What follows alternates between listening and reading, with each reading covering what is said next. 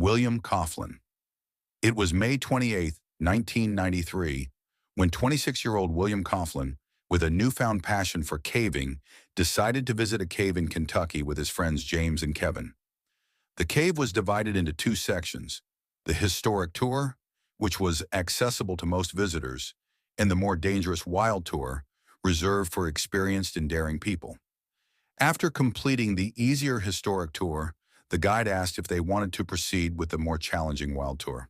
Once they agreed, they were required to sign a document, acknowledging the risks involved and absolving the operators of any responsibility.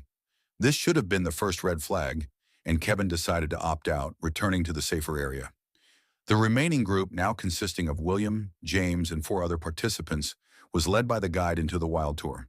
He stressed the importance of staying close and reminded them of the potential dangers. As they descended into the lower sections of the cave, they encountered a 30-foot hanging cable ladder with wooden rungs. After climbing down and going a bit forward, there was a second, shorter ladder. At the bottom of the second ladder, the guide informed the group that the official tour had ended. He mentioned they could explore nearby passages if they wished, but noted that they were running behind schedule and that he needed to step away briefly for a phone call. He left the group at the base of the ladder, and this is when William decided to explore a passage he had noticed earlier. He discussed it with James, who agreed, and William attempted to climb back up the second ladder. However, the climb proved difficult. He was 6 feet tall and weighed 220 pounds. Struggling to ascend, William decided to wait for the guide instead. As time passed and the guide didn't return, William attempted to climb the ladder again. Tragically, halfway up, he lost his grip and fell violently, striking his head on a protruding rock before landing hard on the ground. Blood began pooling from his head, and James rushed to help him. Although William remained conscious, he was delirious and visibly stunned. When the guide finally returned, he instructed the group to climb back out the way they came. However, William's condition made this impossible. James, frustrated, demanded the guide call a cave rescue team, but the guide dismissed the idea, insisting that the group work together to get William out. James began to suspect the guide was avoiding involving authorities, perhaps to prevent panic among other visitors. The group decided their best option was to bypass the second ladder entirely and take an alternative route through a narrow, previously mapped corridor, not part of the official tour. With teamwork, they managed to navigate the initial section, carrying William with them. However, the real challenge came when they reached a rough, sharp, V-shaped passage, which made gripping difficult. When it was William's turn, he went in head first, but his size made it an extremely tight fit. Halfway through, he became stuck and realized he couldn't move forward or backward.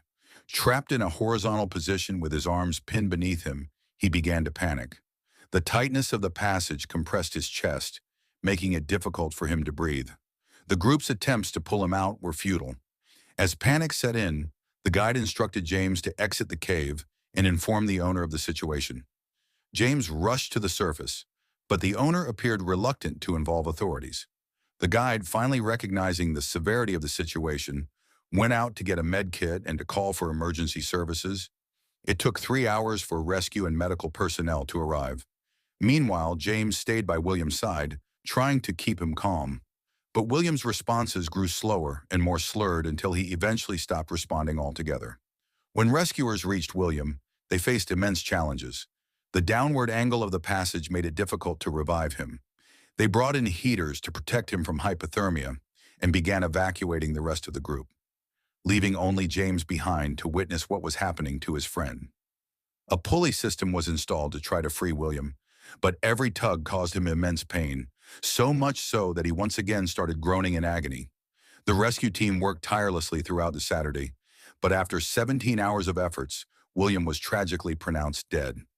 It took an additional 7 hours to extract his body from the cave. Hermit Cave Incident. It was April 5, 1999, when 21-year-old Robert Kennedy from Oklahoma set out on what was supposed to be a normal overnight camping trip near Hermit Cave. He was accompanied by 2 others, his stepbrother Richard and their mutual friend Ben. During the night, they gathered around a campfire and discussed the nearby cave, sharing legends and stories about its mysterious reputation. The next morning, as they were packing up to head home, their curiosity about the cave got the better of them. The cave was largely unmapped, adding an air of intrigue, so Robert proposed a quick exploration. Ben, however, had to leave early for work, so he headed back home, leaving Robert and Richard to decide for themselves. Robert and Richard entered the cave through its relatively large main entrance without much difficulty. Inside, Robert spotted one of the rumored side passages they had been talking about and decided to explore it. The narrow passage was too tight for more than one person, so Richard decided to wait outside the cave. Robert promised not to go too deep and assured Richard he'd be back soon.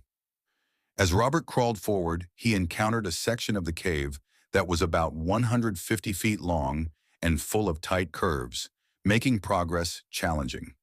The real trouble began when he reached a particular point, called the keyhole formation.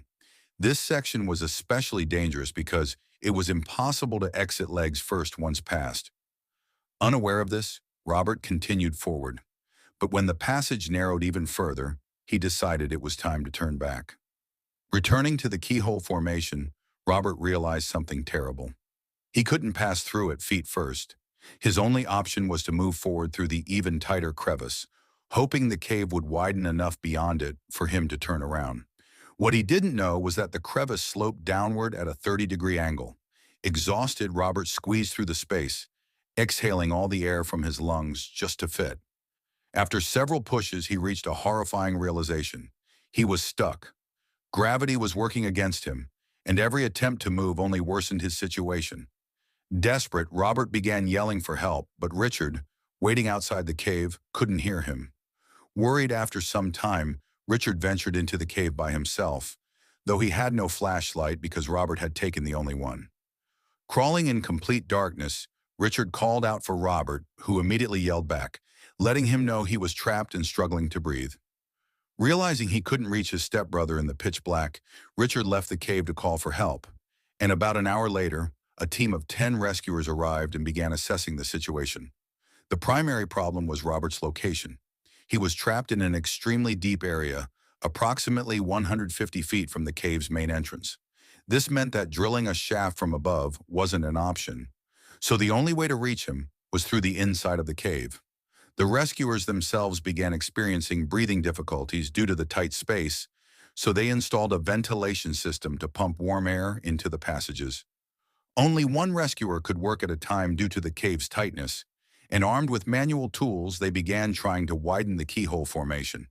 However, the lack of space severely limited their maneuverability, and time was running out.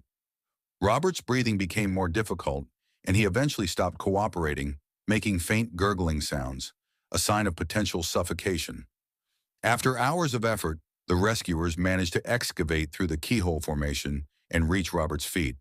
Though unconscious, they felt a faint pulse, which gave them enough hope to try to get him out as quickly as possible. They immediately tried to pull him free, but unfortunately the attempt failed. A pulley system was considered, but the cave's limestone and gypsum walls were too fragile to support the tension. With no other options, they continued digging around his body, which took an additional hour. When they finally freed Robert, they rushed him outside where paramedics were waiting. Tragically, it was too late. After 5 hours of relentless rescue operations, Robert Kennedy was pronounced dead.